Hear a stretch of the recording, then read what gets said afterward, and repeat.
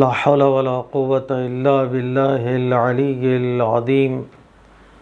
أعوذ بالله من الشيطان الرجيم. بسم الله الرحمن الرحيم. الحمد لله الذي هدانا لهذا وما كنا لنهتدي لولا أن هدانا الله.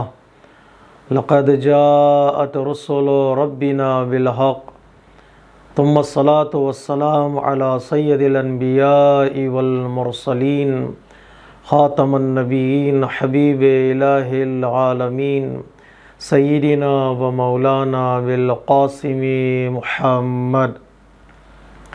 وعلى أهل بيته الطيبين الطاهرين المظلومين المعصومين الميامين ولعنة الله على أعدائهم أجمعين من يومنا هذا إلى قيام يوم الدين. أما بعد فقد قال الحكيم في كتابه الكريم وقوله الحق.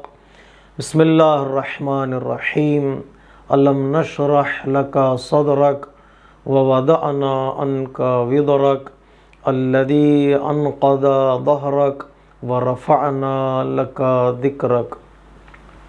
ناظرین محترم، ابتدائی مجلس میں ملتمس ہوں کہ ایک مرتبہ سورہ حمد کی تلاوت فرما کر مرحوم مرزا قاسم علی بیگ اور ان کے بچوں کے مرحومین اور مرحوم مرزا سیف الزماں، مرزا خلیل الزماں، شاہ تاج بیگم، شازیہ بیگم، مرزا نور حسن، حسن علی، مرزا اسرار علی اور نگین زہرا اور تمام مومنین اور مومنات کی ارواح کو ایصال فرما دیں. بسم اللہ الرحمن الرحیم. الحمد للہ رب العالمین الرحمن الرحیم مالک یوم الدین ایاک نعبد و ایاک نستعین اهدنا الصراط الذین انعمت علیہم غیر المغضوب علیہم ولا الضالین. اللہم صلی علی محمد و آل محمد. جس طرح کہ ہم نے وعدہ کیا تھا گزشتہ مجلس اعضاء میں کہ آج کی مجلس میں ہم سورہ انشراح، سورہ الم نشرح کی مختصر کامنٹری آپ حضرات کی خدمت میں پیش کریں گے، اس لیے کہ یہ سورہ بھی در حقیقت کنٹینیویشن ہے سورہ والضحیٰ کا. اور سورہ والضحیٰ میں ہم نے یہ بتایا کہ جو پرابلمز ہم اپنی زندگی میں فیس کرتے ہیں، جو مشکلات ہماری زندگی میں ہیں، ان مشکلات کو ہم کیسے ڈیفیوز کر سکتے ہیں، کیسے ان مشکلات پر فائق آ سکتے ہیں، وہ اور کم کر سکتے ہیں. تو کچھ راستے، کچھ طریقے اللہ تبارک و تعالیٰ نے اس سورے میں بیان کیے ہیں، خصوصی طور پر پیغمبر اسلام کی عملی زندگی اور پریکٹیکل لائف کو بطور نمونہ پیش کرتے ہوئے کہ کس طرح پروردگار عالم نے پیغمبر اسلام کی زندگی میں اور اپنے مشن کو آگے بڑھانے کے لیے اللہ تبارک و تعالیٰ نے آپ کی سپورٹ کی، آپ کی اپنی نعمتوں کے ذریعے سے، رحمتوں کے ذریعے سے آپ کے پرابلمز کو سالو کیا. اور اس کے نتیجے میں پروردگار عالم نے یہ ذمہ داری دی تھی پروفٹ کو، اور ہم سب کے لیے ذمہ داری ہے. در حقیقت پیغام پروفٹ کے نام نہیں ہے، گفتگو پروفٹ کے نام سے ہو رہی ہے، لیکن در حقیقت یہ پیغام پروفٹ کے چاہنے والے اور پروفٹ کی پیروی کرنے والوں کے لیے ہے. اگر تم پرابلمز کو سالو کرنا چاہتے ہو، مشکلات کو دور کرنا چاہتے ہو، تو تم اپنی گزشتہ زندگی کو یاد کرو جہاں پر اللہ تبارک و تعالیٰ نے تمہاری مدد کی، اور پریکٹیکلی طور پر تم بھی دوسروں کی مدد کرنے کی کوشش کرو. یتیموں کی، مسکینوں کی، سائل کی، فقیروں کی مدد کرنے کی کوشش کرو. جتنا اپنے مال کو اور اپنے صلاحیتوں کو تم شیئر کرتے چلے جاؤ گے، اللہ تبارک و تعالیٰ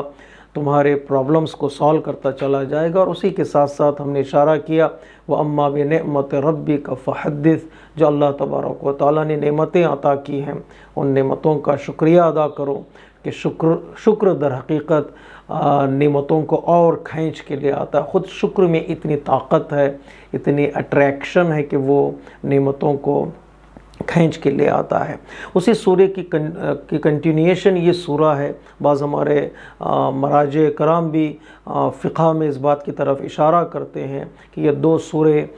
در حقیقت ملا کر ایک سورہ کاؤنٹ ہوتے ہیں۔ اگر کوئی نماز میں ایک سورہ پڑھنا چاہے سورہ حمد کے بعد سورہ والضحیٰ، تو ایک سورہ پڑھنا کافی نہیں ہے جب تک انسان اس سورے کے ساتھ سورہ الم نشرح کو بھی نہیں پڑھے گا۔ یہ دونوں سورے ملا کر ایک سورہ کاؤنٹ ہوتے ہیں، اور اس کو ٹوئنس بھی کہا جاتا ہے سوروں میں۔ یہ دو سورے ہیں، اور دوسرے دو سورے جو ٹوئنس ہیں جن کو ملا کر پڑھا جاتا ہے وہ سورہ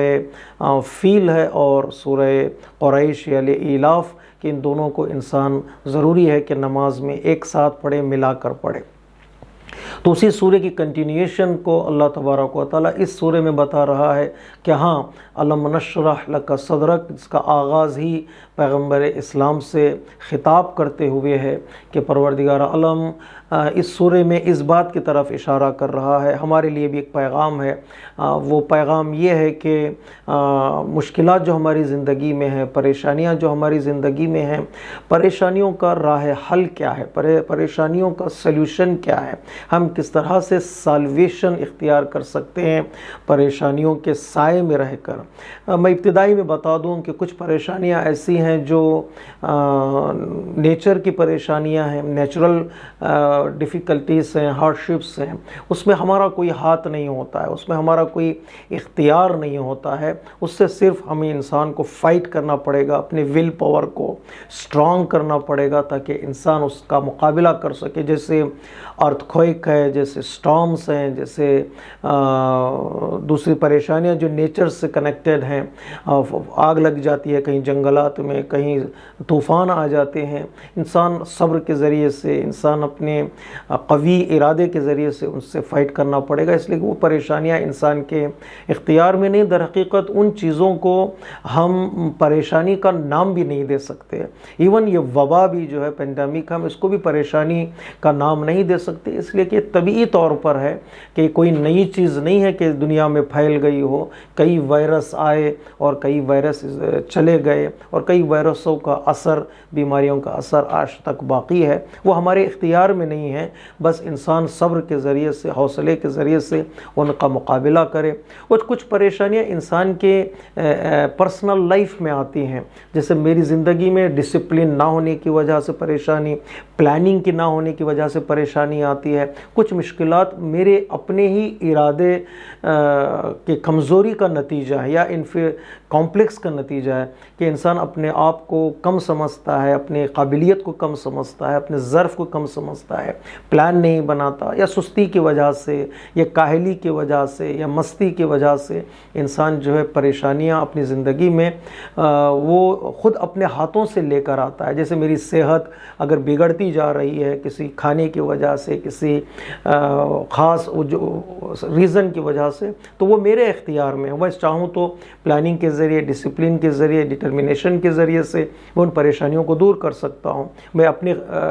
پرسنل لائف میں، انڈیویجول لائف میں۔ لیکن اس سے بڑھ کر جس پریشانی کی طرف میں اشارہ کرنا چاہتا ہوں، وہ پریشانی کبھی کبھار انسان خریدتا ہے، انسان پیسہ دے کر پریشانی خریدتا ہے، انسان اپنا وقت دے کر پریشانی خریدتا ہے، اس ڈیفیکلٹیز کو انسان خریدتا ہے۔ جیسے آج کل کی دنیا میں انسان جب گناہوں کی طرف جاتا ہے سوشل میڈیا کے ذریعے سے، یا انٹرنیٹ کے ذریعے سے، یا انسان کی ایک ایڈکشن بن جاتی ہے، وہ فلموں کو فالو کرتا ہے، اسے فلم جو انسان کے عقل کو، انسان کے روح کو نقصان پہنچاتی ہیں، یہ انسان کے نہ تو انفرادی زندگی میں یہ پریشانیاں ہیں، اور نہ تو یہ نیچر سے اس کا کوئی کنیکشن ہے۔ یہ پریشانیاں وہ ہیں جو انسان اپنے ہاتھوں سے خریدتا ہے، اسے پیسہ دے کر، انسان وقت دے کر ان پریشانیوں کو خریدتا ہے۔ یہ وہ پریشانیاں جو انسان کو زیادہ ہارم کرتی ہیں، انسان کو زیادہ نقصان پہنچاتی ہیں۔ شاید یہ وائرس سے زیادہ جو سٹرانگسٹ وائرس ہے آج کی دنیا میں، وہ یہ کہ بچے جو ہے ہمارے ایڈکٹڈ ہوتے چلے جا رہے ہیں، یا ہمارے بڑے بھی ان چیزوں کی طرف اپنے آپ کو لے جا رہے ہیں جن چیزوں سے انسان کے دین کو، انسان کے مکتب کو، انسان کی فکر کو اور انسان کے روح کو نقصان پہنچاتے ہیں۔ یہ بدن کی بیماری کا علاج ممکن ہے، اور اس کی بیماری کا بھی پتہ چل جاتا ہے، لیکن جب چیزیں روح پر اٹیک کرتی ہیں، ایمان کمزور ہوتا چلا جاتا ہے، دین ہاتھ سے نکلتا چلا جاتا ہے، اس کا علاج بہت ہی مشکل ہوتا ہے۔ اس لیے مشکل ہوتا ہے کہ انسان کو بیماری کا پتہ نہیں چلتا، انسان انٹرٹینمنٹ کے بہانے، انسان انجوائمنٹ کے بہانے، انسان ٹائم پاس کے بہانے اتنا غرق ہوتا چلا جائے گا، اس سے نکلنا انسان کا دشوار ہو جاتا ہے۔ یہ بھی ایک پریشانیاں ہیں انسان کی زندگی میں، چاہے انفرادی زندگی میں پریشانیاں ہوں یا نیچر کی پریشانیاں ہوں یا خریدی ہوئی پریشانیاں ہوں، یہ پریشانیاں ممکن ہے انسان ختم کرے اپنی صلاحیتوں کے اعتبار سے، اور یہ پریشانیاں رہیں گی، ان سے انسان بھاگ نہیں سکتا ہے، ان سے انسان کو فائٹ کرنا پڑتا ہے۔ پرابلمس سے فائٹ کرنا ہی در حقیقت ایک انسان کی کامیابی کی نشانیاں ہیں۔ میں زیادہ آپ کا وقت نہ لوں، یہ اشارہ کر دوں کہ مشکلات، بیماریاں، پریشانیاں کم نہیں ہوتی ہیں، جس طرح وہ آتی ہیں اسی طرح ٹھہر جاتی، وہ ہمارے اختیار میں نہیں ہوتی ہیں، ہم اسے کم نہیں کر سکتے۔ اللہ تبارک و تعالیٰ اس سورے میں جس بات کی طرف اشارہ کر رہا ہے وہ یہ کہ اس کے بجائے کہ تم پریشانیوں کو کم کرنے کا سوچو، بلکہ تم یہ سوچو کہ تم اپنی قابلیت کو، اپنے ظرف کو، اپنے پوٹینشیل کو اور اپنی ایبیلٹی کو کس طرح تم بڑھا سکتے ہو۔ جب انسان اپنی صلاحیت کو بڑھا دیتا ہے تو پریشانی خود بخود چھوٹی ہو جاتی ہے، پریشانی خود بخود گھٹتی چلی جاتی ہے۔ اسی کا نام ہے فائٹ کرنا ہے، مینٹلی طور پر، اسپریچولی طور پر اس سے فائٹ کرنا پڑتا ہے۔ اگر انسان اپنے آپ کو اسٹرانگ بنائے، اپنی قابلیت کو بڑھائے۔ اللہ نے تبارک و تعالیٰ یہ نہیں کہا کہ ہم سارے کفار کو مار دیں گے، سارے مشرکین کو ختم کر دیں گے، اس لیے کہ اللہ تبارک و تعالیٰ کے پاس قدرت بھی ہے، طاقت بھی ہے، اللہ چاہے تو ایک عذاب کے ذریعے سے سارے قوموں کو تباہ کر سکتا ہے۔ قرآن مجید میں کئی آیتوں میں اس بات کی طرف اشارہ ہے۔ ایک تیز ہوا چلی ہے، قوم برباد ہو چکی ہے، کبھی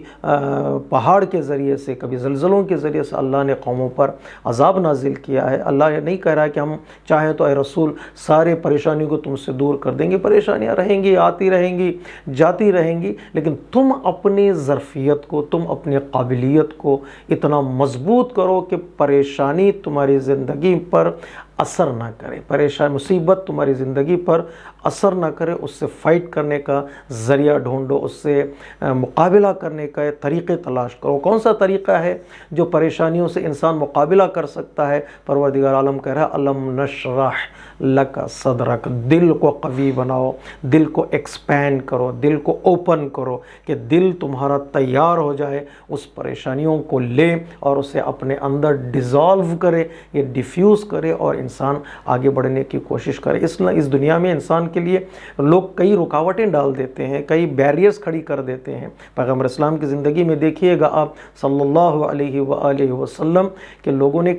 کون سی مشکلات ایسی ہیں جو آپ کے راہ میں لوگوں نے کھڑی نہیں کی۔ خطابات کے ذریعے سے آپ کو کبھی ساحر کہا، کبھی مجنون کہا، کبھی شاعر کہا، آپ کو پریشان کیا گیا۔ پیغمبر اسلام نے ان ساری چیزوں کو اپنے دل میں لیا اور لینے کے بعد اسے ڈیفیوز کیا، اسے ڈیزالو کیا، سیریس نہیں لیا ان پریشانیوں کو، اور آپ آگے بڑھتے گئے، آگے بڑھتے گئے، اتنا آگے بڑھ گئے کہ 23 سالہ زندگی میں آپ نے ساری دنیا کے گوشے گوشے تک دین مبین اسلام کا پیغام پہنچایا اور قرآن کا میسیج پہنچایا۔ یہ علم نشرہ پروردگار عالم در حقیقت پیغمبر اسلام کو یاد دلا رہا ہے کہ ہم نے تمہارے دل کو قوی بنایا ہے، اس قابل بنایا ہے کہ وہ پریشانیوں کا مقابلہ کر سکے، اور اس قابل بنایا ہے کہ قرآن کے اس عظیم میسیج کو وہ دل اٹھا سکے۔ علم نشرح لک صدرک، خصوصی طور پر جو ذمہ دار ہوتے ہیں، جو لیڈرز ہوتے ہیں، جو رسپانسبلٹی جن کے کندھوں پر ہوتی ہے، جو عہدیدار ہوتے ہیں، اس آیہ کریمہ کو بار بار پڑھیں کہ ان کے لیے جس صفت کی ضرورت ہے وہ ہے انشراح صدر، کہ اپنے دل کو وسیع بنائیں۔ طعنے، طنز، گالیاں، ابیوزنگ، ٹارچرنگ، یہ ساری چیزیں نیچرل ہیں، کمیونٹی میں ہوتی ہیں، تو انسان اسے صبر کے ساتھ، ضبط کے ساتھ، اپنے دل کی قوت کے ساتھ ان کا مقابلہ کرے۔ لیکن یہ خصوصیت، یہ کمال جو پیغمبر اسلام کا اس آیہ کریمہ میں اللہ تبارک و تعالیٰ نے بیان کیا، وہ کمال یہ ہے کہ لیڈرشپ کے لیے، تبلیغ کے لیے شرح صدر کی ضرورت ہے۔ حضرت موسیٰ کو جب پروردگار عالم نے ذمہ داری دی، رسپانسبلٹی دی کہ کیا تم جاؤ فرعون کے دربار میں، اذهب الی فرعون انہ طغی، تو سب سے پہلی دعا، سب سے پہلی چیز جو حضرت موسیٰ نے بارگاہ پروردگار عالم میں مانگی ہے وہ یہ کہ پروردگار میرے دل کو وسیع کر دے، میرے دل کو گشادہ کر دے کہ میں برداشت کر سکوں جب فرعون باتیں کرنے لگے گا، جب ایک بادشاہ گفتگو کرنے لگے گا، ظاہر سی بات ہے ہر جملے پر ایک جملے میں ایک طنز ہوگا، ایک طعنہ ہوگا، وہ برداشت کر سکوں۔ پہلی دعا حضرت موسیٰ نے کی کہ پروردگار میرے دل کو وسیع بنا دے، میرے دل کو گشادہ کر دے۔ فضیلت پیغمبر اسلام کی یہ ہے کہ جو دعا حضرت موسیٰ مانگ رہے ہیں، جو صفت حضرت موسیٰ اللہ کی بارگاہ میں مانگ رہے ہیں، پروردگار عالم ہمارے آخری نبی کو وہ صفت بن مانگے عطا کر رہا ہے بعنوان نعمت پروردگار، ایک عظیم نعمت۔ علم نشرح لک صدرک، اے رسول ہم نے تمہارے دل کو وسیع کر دیا۔ یہ وسعت ہی کا نتیجہ ہے۔ کتنے پتھر برسائے گئے پیغمبر اسلام پر، کتنی پریشانیاں ڈالی گئی پیغمبر اسلام کو۔ پتہ ہے پیغمبر اسلام کا جملہ کیا تھا؟ پیغمبر اسلام کا جملہ یہ تھا، پروردگار ان لوگوں کو پتہ نہیں ہے جس چیز کی طرف میں بلا رہا ہوں اس چیز میں ان کی نجات ہے، ان کی ہدایت ہے، وہ جانتے نہیں ہیں حقیقت کیا ہے۔ یہ جملہ خود بتا رہا ہے کہ آپ کا دل کتنا وسیع تھا، کہ کفار قریش کے لیے کہہ رہے ہیں پیغمبر اسلام، مشرکین عرب کے لیے کہہ رہے ہیں، پیگنس آف دا ٹائم کے لیے پیغمبر اسلام کہہ رہے ہیں، ان کو نہیں معلوم جس چیز کی طرف میں بلا رہا ہوں اس میں ان کی نجات ہے اور سالویشن ہے۔ یہ جملہ مشہور ہے تاریخ پیغمبر اسلام میں اور سیرت پیغمبر اسلام میں۔ اور دوسرا جملہ جو پیغمبر اسلام کا مشہور ہے تاریخ اسلام میں، فتح مکہ کے بعد جب کفار و مشرکین سرنڈر ہو گئے اور پیغمبر اسلام فتح مکہ میں کامیاب ہو گئے، تب اس وقت پیغمبر اسلام کے سامنے جب کفار قریش کو لایا گیا، جب پیغمبر اسلام کفار قریش کے روبرو کھڑے ہو گئے تو پیغمبر اسلام نے پوچھا ان سے کہ تمہاری کیا سوچ ہے اب، کہ چونکہ پیغمبر اسلام کو مکے سے نکالا گیا تھا، آپ کو پس پریشان انہوں نے کیا تھا، آپ پر مصیبتیں ڈالی تھی، آپ کے رشتہ داروں کو شہید کیا تھا، لیکن اس کے بعد پیغمبر اسلام پوچھتے بتاؤ تم کیا سوچ رہے ہو؟ تو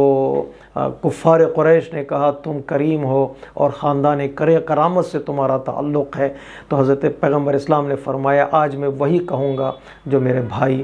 حضرت یوسف نے کہا تھا کہ آج تم سے انتقام نہیں لیا جائے گا، آج تم سے ریونج نہیں لیا جائے گا۔ موقع ریونج کا تھا، موقع انتقام کا تھا۔ پیغمبر اسلام نے سب کو آزاد کر دیا۔ میرے عزیزوں، میرے بزرگوں، دین مبین اسلام میں انتقام کا دن نہیں ہے، دین مبین اسلام میں ریونج ڈے نہیں ہے، دین مبین اسلام میں رحمت کا دن ہے، یوم المرحمہ ہے، یوم المنتقمہ نہیں ہے، کہ آج مرسی کا دن ہے، آج کائنڈنس کا دن ہے، آج سافٹنس کا دن ہے۔ یہ صفت اور یہ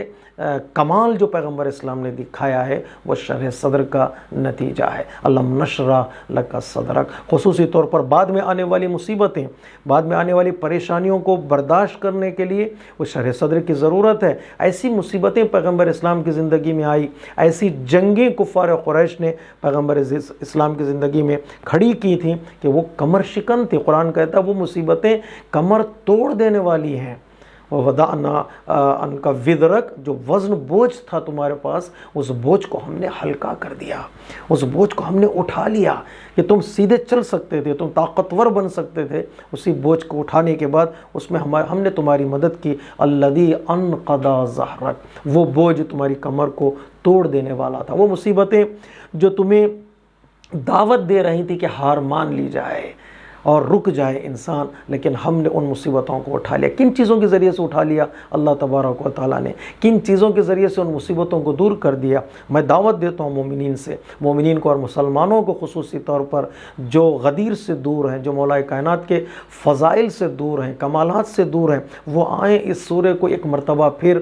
گہرائی کے ساتھ، بصیرت کے ساتھ اس کا مطالعہ کریں اور اس کی تفسیر کا مطالعہ کریں۔ دیکھیں وہ کون سی چیزیں ہیں جن چیزوں کے ذریعے سے پروردگار عالم نے پیغمبر اسلام کو آسانیاں عطا کی، پیغمبر اسلام کے مسائل کو حل کیا، کبھی وسائل کے ذریعے سے، کبھی معجزات کے ذریعے سے، کبھی افراد کے ذریعے سے۔ وسائل بھی فراہم کی، فیسلٹیز فراہم کی پروردگار عالم نے پیغمبر اسلام کے لیے، چیزوں کے ذریعے سے پیغمبر اسلام کو بچایا، معجزات کے ذریعے سے بچایا، میریکلز کے ذریعے سے بچایا، فرشتوں کو پروردگار عالم نے نازل کیا پیغمبر اسلام کی حمایت کے لیے، میریکلز کے ذریعے سے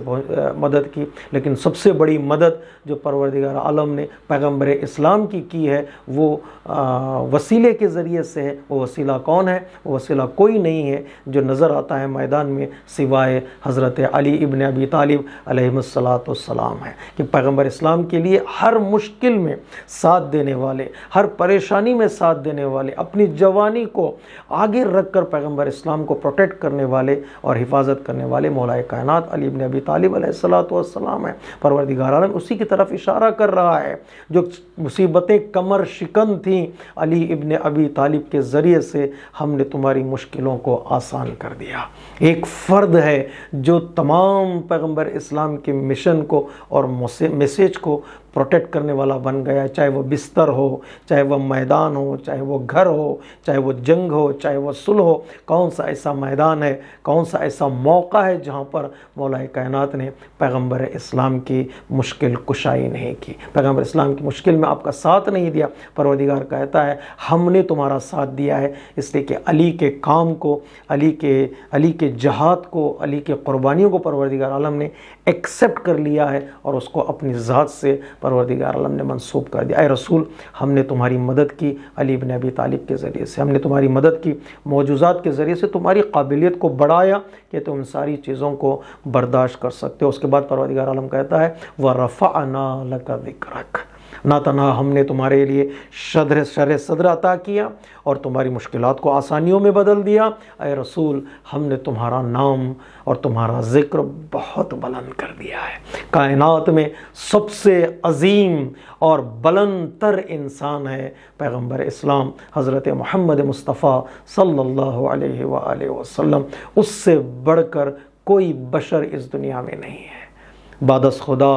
بزرگ توئی قصہ مختصر، اللہ کے بعد تیرا ہی مقام سب سے بڑا ہے، تیرا ہی مرتبہ سب سے بڑا ہے۔ یا جتنے صفات انبیاء میں موجود تھے، جتنے کمالات انبیاء میں موجود تھے، الگ الگ انبیاء میں موجود تھیں، ان سارے کمالات کو، صفات کو اکٹھا کیا جائے تو اس پیکر کا نام، اس باڈی کا نام ہوگا حضرت محمد مصطفیٰ صلی اللہ علیہ وآلہ وسلم۔ بہت بلند کر دیا اللہ تبارک و تعالیٰ نے آپ کی محنتوں کے بدلے میں، آپ کی مشقتوں کے بدلے میں، آپ کے کمالات کے بدلے میں آپ کے نام کو اور آپ کے ذکر کو۔ ایک یہودی آیا تھا مولا کائنات کی خدمت میں، حضرت موسیٰ کی فضیلت اس نے بیان کی کہ قرآن مجید میں ایک آیت میں پروردگار عالم کہتا ہے وَأَلْقَيْتُ عَلَيْكَ محبتا منی، اے موسیٰ میں اپنی محبت جو ہے وہ تجھ پر نازل کر رہا ہوں، تجھ پر میں محبت اپنی ڈال رہا ہوں۔ یہ پیغمبر حضرت موسیٰ کی فضیلت ہے کہ اللہ تبارک و تعالیٰ نے حضرت موسیٰ کو وہ کمال عطا کیا تھا کہ لوگ حضرت موسیٰ کو جب دیکھتے تو چاہنے لگتے تھے۔ یہ محبت اور یہ چاہت اللہ تبارک و تعالیٰ کہہ رہا ہے کہ ہم نے لوگوں کے دلوں میں محبت ڈالی ہے تمہاری، اور ہم نے محبت کا پیکر تمجھے بنایا ہے اے موسیٰ۔ وہ یہودی کہتا ہے مولا کائنات سے کہ سوائے حضرت موسیٰ کے کسی نبی کے لیے قرآن مجید میں ایسے آیت نہیں ہے اور ایسا کمال نہیں ہے۔ حضرت موسیٰ کا مقام سارے انبیاء سے افضل ہونا چاہیے۔ نبوت پر جب بھی حملہ ہوا، رسالت پر جب بھی حملہ ہوا، کہ ان کے کمالات پر اٹیک ہوا تو جواب دینے والے اہل بیت علیہ السلام۔ کتنا خوبصورت جواب مولا کائنات نے اس یہودی کو دیا ہے۔ تیری بات صحیح ہے، حضرت موسیٰ کا مقام بلند ہے، اس میں کوئی شک نہیں ہے، وہ اولو العزم پیغمبر ہیں، ہم ان کی ریسپیکٹ کرتے ہیں، ہم ان کی عزت کرتے ہیں، لیکن جب بات کمالات کی آئی ہے تو سن لے حضرت موسیٰ کے دل میں پروردگار عالم نے محبت ڈالی ہے، وَأَلْقَيْتُ عَلَيْكَ مُحَبَّةً مِّنِّي، لیکن ہمارے رسول کو اللہ تبارک و تعالیٰ نے اتنا بلند کیا ہے کہ وہ رَفَعْنَا لَكَ ذِكْرَكَ، تیرے ذکر کو ہم نے اتنا بلند کیا، اتنا بلند کیا، جہاں نام خدا ہے وہیں پر نام پیغمبر اسلام آتا ہے۔ اگر اذان ہو نام اللہ کا لیا جائے، بغیر پیغمبر اسلام کے اذان مکمل نہیں ہوتی۔ اقامت ہو اللہ کا نام لیا جائے، بغیر نام پیغمبر اسلام کے وہ کمپلیٹ نہیں ہوتی۔ نماز ہو، تشہد ہو، پیغمبر اللہ کا نام لیا جائے، پیغمبر اسلام کا نام وہاں پر نہ آئے تو وہ تشہد مکمل نہیں ہوتی۔ اگر کلمہ ہو، اللہ کا نام آئے، اللہ کے نام کا اقرار کیا جائے اور پیغمبر اسلام کا نام نہ آئے تو وہ کلمہ بھی کمپلیٹ نہیں ہوتا۔ کون سا ایسا مقام ہے جہاں پر اللہ تبارک و تعالیٰ نے اپنے نام کے ساتھ پیغمبر اسلام کا نام کا ذکر نہ کیا؟ کسی نبی کو یہ مقام نہیں ملا جو مقام ہمارے اور آپ کے آخری نبی حضرت محمد مصطفیٰ صلی اللہ علیہ وآلہ وسلم کو ملا ہے۔ اللہم صلی علی محمد وآل محمد ورفعنا لک ذکرک۔ تو ان مشکلات رہیں گی، مشکلات سے بھاگنا نہیں ہے۔ پیغمبر اسلام کے ذریعے سے اللہ تبارک و تعالیٰ نے ہمیں پیغام پہنچایا ہے، اور وہیں پر لوگوں کے لیے جو سب سے بڑا میسیج ہے اس سورہ میں میرے لیے اور آپ کے لیے یہ کہ فَإِنَّ مَعَ الْعُسْرِ يُسْرًا إِنَّ مَعَ الْعُسْرِ يُسْرًا۔ سختیوں میں، پریشانیوں میں ان کے اندر ہی آسانیاں چھپی ہوئی ہیں، ان کے اندر ہی سہولتیں چھپی ہیں، فیسلٹیز وہیں پر موجود ہیں، کسی دوسری جگہ پر نہیں ہے۔ کبھی کبھار ہم دوسرے ڈور پر جاتے ہیں، ناک کرتے ہیں، جو ڈور کھلنے والا نہیں ہے، وہیں پر جہاں پریشانیاں شروع ہوئی ہیں وہیں پر تمہارے لیے نجات کا راستہ اللہ تبارک و تعالیٰ نے کھول رکھا۔ وہیں پر جو حضرت یوشع بن نون کے ہاتھوں سے جہاں مچھلی گری ہے، جہاں پر آپ نے غزہ کو چھوڑ دیا تھا، وہ ایک پریشانی تھی، وہیں پریشانی میں اسی جگہ پر ایک راستہ نکلتا ہے جہاں پر حضرت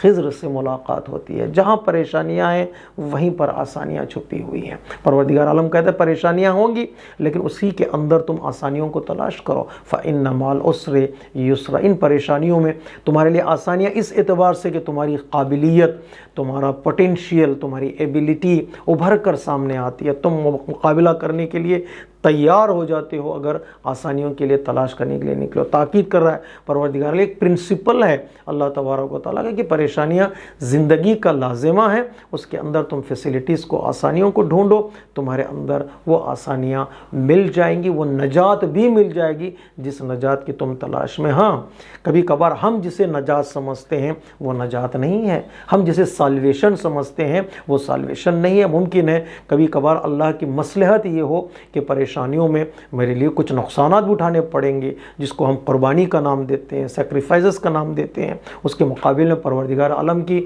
مشیت کچھ اور ہو، وہ مشیت وہ بہتر جانتا ہے کہ میری زندگی کے لیے کون سی چیز آسانیاں ہیں اور کون سی چیز میری زندگی کے لیے نجات کا ذریعہ بنتے ہیں۔ میں سمجھتا ہوں اس میں نجات ہے، اللہ تبارک و تعالیٰ کہتا ہے نہیں اے انسان، ہم تجھ سے زیادہ تیری مصلحت جانتے ہیں، تجھ سے زیادہ تیری نجات کس راستے میں ہے وہ جانتے ہیں، ہم معین کریں گے کس راستے سے تمہیں نجات ملنی ہے۔ اللہ تبارک و تعالیٰ کہتا ہے لوگوں سے، ہم سے خطاب کر کے، گھبراؤ نہیں، ان پریشانیوں میں آسانیوں کے راستے تمہارے لیے ہم معین کر دیں گے۔ اس کے بعد جو فائنل میسیج ہے اللہ تبارک و تعالیٰ کا اس سورے میں یہ کہ پریشانیاں ہوں گی، مصیبت ہوں گی، بیماریاں ہوں گی، لیکن اپنی ذمہ داریوں سے، رسپانسبلٹی سے دور نہ ہونا۔ کبھی ایسا نہ ہو کہ انسان پریشانیوں کا بہانہ بنائے، انسان مشکلات کا بہانہ بنائے، اور بہانہ بنانے کے بعد انسان اپنے آپ کو الہی رسپانسبلٹیز یا سوشل رسپانسبلٹیز یا ریلیجیس رسپانسبلٹیز جو میرے کندھے پر ہیں، ان رسپانسبلٹیز سے میں اپنے آپ کو دور کر لوں۔ کتنے ایسے موقع آتے ہیں کہ ایک پریشانی، ایک بیماری کا بہانہ بنا کر ہم اپنے ذمہ داریوں سے ہاتھ اٹھا لیتے ہیں۔ کتنے ایسے موقع آتے ہیں جہاں پر انسان مصیبتوں کا سامنا کرتا ہے تو پھر مصیبتوں کا سامنا کرتے کرتے انسان یا تھک جاتا ہے یا نا امید ہو جاتا ہے، اپنی ذمہ داریوں کو اور رسپانسبلٹیز کو ادا کرنے کی کوشش نہیں کرتا۔ نہیں، پریشانیوں کا مطلب ذمہ داریوں سے بھاگنا نہیں ہے، پریشانیوں کا مطلب اپنی ذمہ داریوں کو بے نحو احسن انجام دینا ہے، اللہ تبارک و تعالیٰ کی مدد ساتھ لیتے ہوئے، اللہ تبارک و تعالیٰ پر توکل کرتے ہوئے۔ پروردگار عالم پیغمبر اسلام سے خطاب کر رہا ہے، ٹھیک ہے پریشانیاں ہیں، مشکلات ہیں، اٹیکس ہیں، جنگ ہیں، وارس ہیں، تمہارے رشتہ داروں کو مارا جائے گا، تمہیں شہر سے نکالا جائے گا، لیکن اے رسول تم اپنی ذمہ داریوں کو پورا کرو۔ فَإِذَا فَرَغْتَ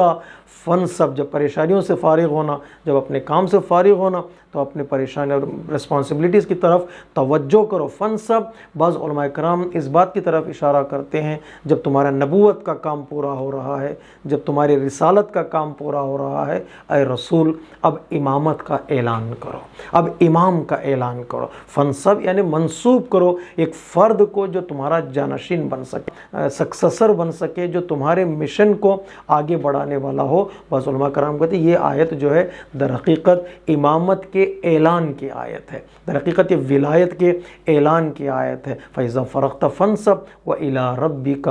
فَارْغَب۔ کیوں اپنی ذمہ داریوں کو پورا کرنا ہے؟ کیوں اپنی ریسپانسبلٹیز کو پورا کرنا ہے؟ اس لیے کہ تمہیں حساب بھی دینا ہوگا، اللہ کی طرف لوٹ کر جانا۔ اکاؤنٹیبلٹی کا جو تصور ہے انسان کو ذمہ داریوں کی طرف کھینچ کر لے آتا ہے۔ کتنے ایسے موقع آتے ہیں، ایک بیماری کی وجہ سے ہم ساری عبادتوں کو چھوڑ دیتے ہیں، ایک مشکل کی وجہ سے ہمارا تعلق، ہمارا کنیکشن مسجدوں سے ٹوٹ جاتا ہے، ایک بیماری کی وجہ سے ہمارا کنیکشن اہل بیت سے دور ہوتا چلا جائے گا۔ یہ ذمہ داریوں سے بھاگنا ہے۔ اللہ تبارک و تعالیٰ کہتا ہے نہیں، کہیں ایسا نہ ہو جائے کہ یہ پریشانیاں تمہیں اللہ سے دور کر دیں یا اپنی ذمہ داریوں سے دور کر دیں۔ ذمہ داریاں میں جنرل ذمہ داریاں کہہ رہا ہوں، عام طور پہ ہم نماز کی مثال دیتے ہیں، روزے کی مثال دیتے ہیں، لیکن نہیں، اگر انسان غور سے دیکھے اپنی زندگی کو، کئی ذمہ داریاں میری زندگی میں ہیں، میری فیملی کی میری ذمہ داریاں ہیں، میری بزنس کی ذمہ داریاں ہیں، میری جاب کی ذمہ داریاں ہیں، اللہ نے کچھ ذمہ داریوں کو معین کیا ہے، اہل بیت علیہ الصلوۃ والسلام سے متعلق میری کوئی ذمہ داریاں ہیں، سوسائٹی اور کمیونٹی سے متعلق میری کوئی ذمہ داریاں ہیں۔ ساری ذمہ داریوں کو پورا کرنے کا نام ہی در حقیقت ایمان کو کمپلیٹ حاصل کرنا اور پرفیکٹ حاصل کرنا۔ اگر ذمہ داریوں میں کہیں پر چوک ہو جائے، اگر رسپانسبلٹیز میں کہیں پر کوتاہی آ جائے، کمی آ جائے، تو انسان کا ایمان اور انسان کا اسلام جو ہے وہ کمپلیٹ اور پرفیکٹ نہیں ہوتا۔ مومن وہ ہے جو ساری ذمہ داریوں کو پورا کرے، مسجد کی ذمہ داریاں، مجلس کی ذمہ داریاں، گھر کی ذمہ داریاں، جاب کی ذمہ داریاں۔ کتنے ایسے لوگ ہیں جو جاب کے بہترین رسپانسبل ہیں، بزنس میں بہترین انسان ہیں، لیکن جب دین کی ذمہ داریوں کی طرف آتا ہے انسان سیلیکٹیو بن جاتا ہے، انسان ذمہ داریوں کو پورا کرنے کی کوشش نہیں کرتا۔ یہ انسان دین کے دائرے میں ناقص کہلائے گا، وہ ادھوری اس کی زندگی ہوگی، اس کی زندگی کمپلیٹ نہیں ہوگی۔ ہمارے لیے مثال پیغمبر اسلام کی زندگی ہے، پیغمبر اسلام کی پریکٹیکل لائف، یا امام علی علیہ الصلوۃ والسلام کی جو عملی زندگی ہے، یا امام حسن مجتبیٰ علیہ الصلوۃ والسلام کی جو عملی زندگی، یا کربلا جسے ہم آج کل مجالس اعظم میں اس کا بار بار تذکرہ کرتے ہیں۔ اگر انسان مطالعہ کرے تو احساس ہوگا کوئی بھی ایسا کام جو ان کے ذمہ داری میں تھا اور ان کی رسپانسبلٹی میں تھا انہوں نے ادھورا نہیں چھوڑا ہے، جس کی طرف نہج البلاغہ کے ایک کامنٹیٹر ابن ابی الحدید جو معتزلی مذہب تھا، سنی مذہب تھا، وہ کہتا ہے مولانا نہج البلاغہ مطالعہ کرنے کے بعد ہم کو ایک پیغام دیتا ہے کہ جب بھی تم نہج البلاغہ کا مطالعہ کرو ایسا لگتا ہے ایک کمپلیٹ اور ایک پرفیکٹ پرسنالٹی ہے جو ہم سے بات کر رہی ہے۔ جب انسان نہج البلاغہ کے ان خطبوں کا مطالعہ کرتا ہے جس میں مولا کائنات نے تقویٰ کی بات کی ہے، جب تقویٰ کی گفتگو اور تقویٰ کے بارے میں مولا کائنات بولنے لگتے ہیں تو ایسا لگتا ہے کہ علی سے بڑا کوئی پرہیزگار نہیں ہے۔ علی پیدا ہی ہوا ہے تقویٰ کے لیے، پیدا ہی ہوا ہے تقویٰ کا درس دینے کے لیے، لیکن جو ہی کچھ آگے بڑھتے ہیں مولا کائنات کے ان خطبوں کا مطالعہ کرتے ہیں جن خطبوں میں مولا کائنات نے جہاد کا پیغام دیا ہے، جہاد کے بارے میں اپنے گفتگو کی ہے، تھوڑی دیر کے لیے انسان کو احساس ہوگا علی سے بڑا کوئی مجاہد نہیں ہے، علی سے بڑا کوئی جہاد کرنے والا نہیں ہے۔ ایسا محسوس ہوتا ہے کہ علی ابن ابی طالب پیدا ہی ہوئے ہیں جہاد کے لیے۔ پھر کچھ آگے بڑھیے، جب عبادتوں کی بات آتی ہے، جب صبر کی بات آتی ہے، جب شکر کی بات آتی ہے، جب حقوق الناس کی گفتگو آتی ہے، ہر لمحہ اور ہر خطبے پر انسان ٹھہر کر، ہر عنوان پر ٹھہر کر ایسا محسوس کرے گا کہ یہ عنوان علی ہی کے لیے بنا ہے، یہ عنوان علی ہی کے لیے خلق ہوا ہے۔ تو ایسا لگتا ہے کہ جامع شخصیت ہے، بات تقویٰ کی ہو، جہاد کی ہو،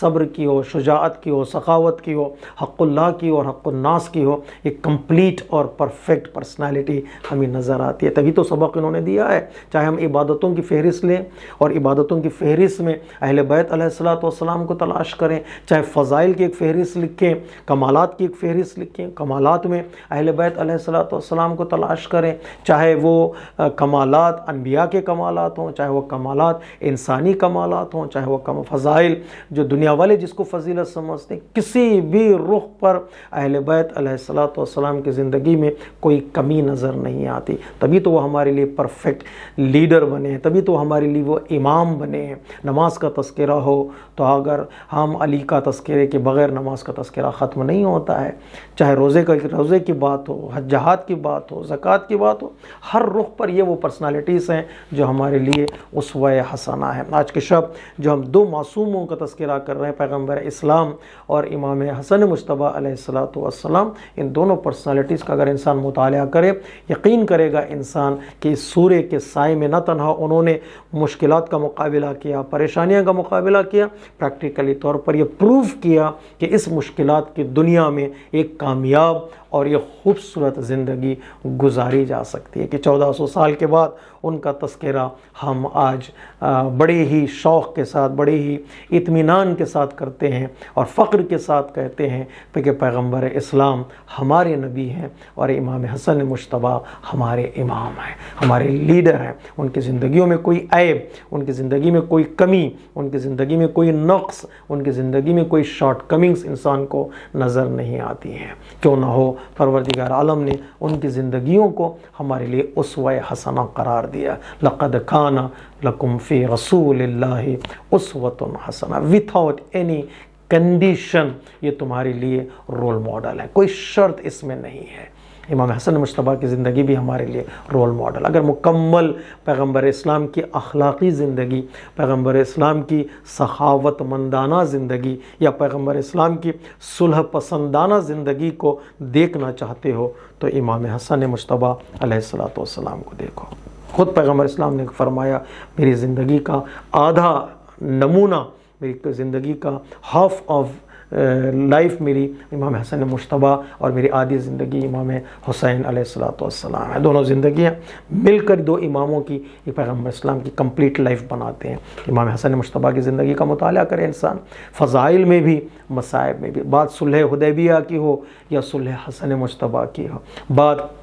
اخلاق رسول کی ہو، بات اخلاق امام حسن کی ہو، بات کمالات رسول کی ہو، بات کمالات امام حسن مجتبیٰ کی ہو، ان کمالات میں، ان فضائل میں دونوں کی زندگیاں مشترک نظر آتی ہیں۔ کتنا حسین موقع ہوگا کہ جو امام حسن کو دیکھے گا وہ در حقیقت پیغمبر اسلام کو یاد کرے گا، پیغمبر اسلام کے چہرے کو یاد کرے گا، پیغمبر اسلام کی عملی زندگی کو اور سیرت کو یاد کرے گا۔ لیکن میرے عزیزوں، میرے دوستوں، نہ تنہا فضائل میں یہ دونوں سید، فضائل میں یہ دونوں بزرگوار ایک شبیہ نظر آتے ہیں، ایک دوسرے کے کمپلیٹ کرنے والے نظر آتے ہیں، یہ بھی دیکھیں مصائب میں بھی امام حسن مجتبیٰ پیغمبر اسلام سے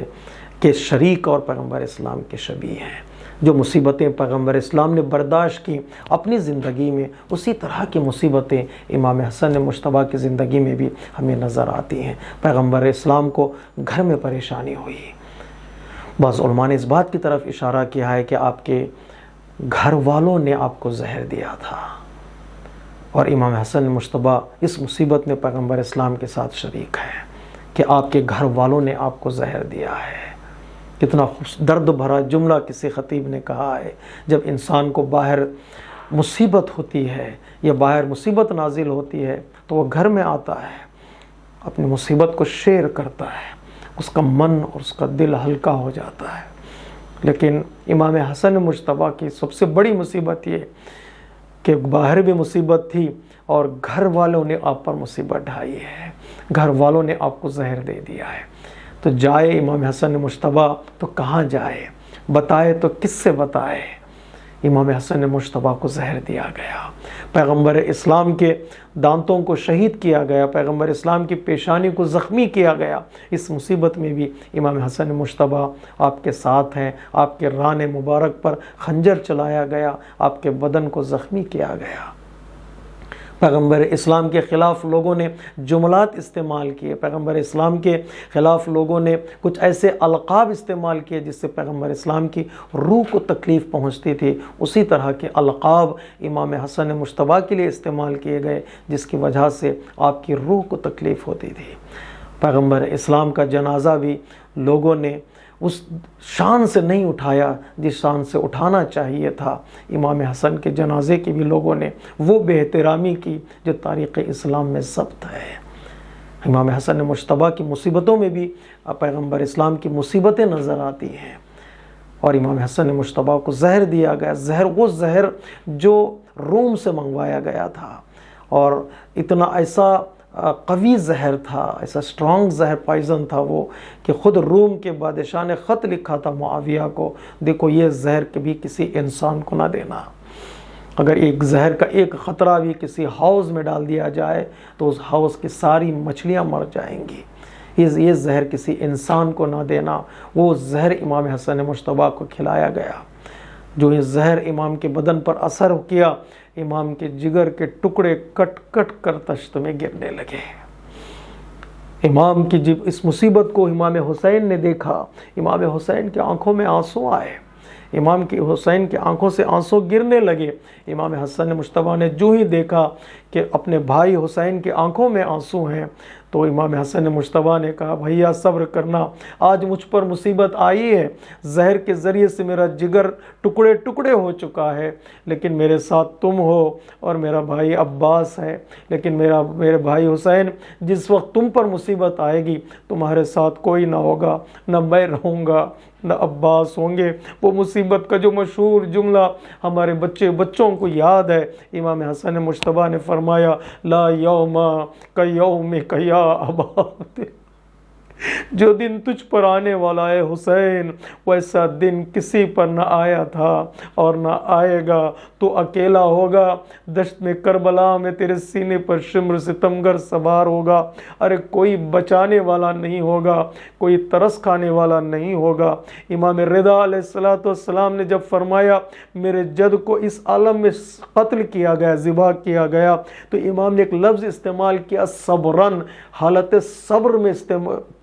ذبح کیا گیا۔ تو صحابی نے پوچھا مولا یہ صبر کیا ہوتا ہے، یہ صبرن کی حالت کیسی ہوتی ہے، کیا خنجر کند تھا اس لیے صبرن کہا ہے آپ نے، کیا پانی نہیں پلایا گیا اس لیے صبرن کہا آپ نے؟ تو امام رضا نے کہا نہیں، اس طرح ذبح کیا گیا جیسے گوسفندوں کو ذبح کیا جاتا ہے، خنجر کند تھا، پانی بھی نہیں پلایا گیا، لیکن جب کسی حیوان کو ذبح کیا جاتا ہے تو کوئی سہارا دینے والا نہیں ہوتا، کوئی روکنے والا نہیں ہوتا، کوئی ٹوکنے والا نہیں ہوتا۔ اس عالم میں میرے جد حسین کو ذبح کیا گیا، ارے کوئی بچانے والا نہ تھا، کوئی روکنے والا نہ تھا۔ زینب کبریٰ نے پکار کر کہا اے عمر سعد تو دیکھ رہا ہے اور میرا ماجایا ذبح ہو رہا ہے۔ تو اس مصیبت کو یاد کر کے امام حسن مجتبیٰ نے گریہ کیا تھا، اور امام حسین نے امام حسن مجتبیٰ کو غسل دیا، نماز جنازہ پڑھائی اور کفن دیا اور نماز جنازہ پڑھائی، اور تاریخ میں لکھا ہے کہ جنازے کو لے جایا گیا، لیکن ظالموں نے اتنے تیر چلائے کہ امام کا بدن، امام کا کفن خون سے بھر گیا، امام کے بدن کو واپس گھر لایا گیا۔ جب زینب کبریٰ نے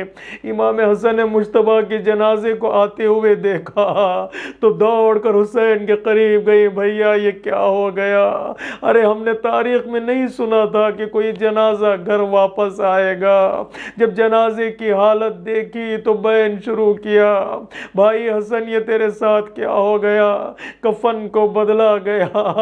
تو پھر مرتبہ امام حسن مجتبیٰ کو جنت البقیع میں دفنایا گیا۔ میں کہوں گا مولا آپ کی مصیبت عظیم ہے، آپ کے بدن پر تیر چلائے گئے، آپ کو رسول کے پہلو میں دفنانے کی اجازت نہیں ملی، مولا آپ کی مصیبت عظیم ہے، لیکن دو کفن آپ کے بھائی نے آپ کو دے دیے، 2 مرتبہ کفن آپ کے حسین نے آپ کے لیے فراہم کیا، مولا ذرا عصر عاشور آئیے، آپ کے بھائی کا بدن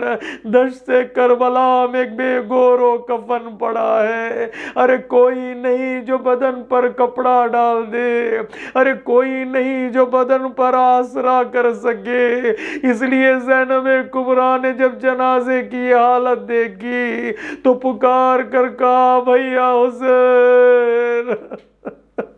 اگر سر پر چادر ہوتی تجھے چادر کا کفن دے دیتی، اگر یہاں درخت ہوتے درخت کے پتے توڑ توڑ کر زینب تیرے بدن پر ڈال دیتی۔ ہاں کفن ملا تو ایک چیز کا کفن ملا جس کی طرف آخری امام نے زیارت ناہیہ میں اشارہ کیا، اے میرے جد تجھ پر میرا سلام، تجھ کو کپڑے کا کفن تو نہ ملا لیکن کربلا کی ریت اڑ اڑ کر تیرے بدن پر گرتی رہی، تو غریب رہا اور غریبانہ زندگی گزار۔ اللہ لعنت اللہ علی القوم الظالمین، سیعلم الذین ظلموا ای منقلب ینقلبون۔ السلام علیک یا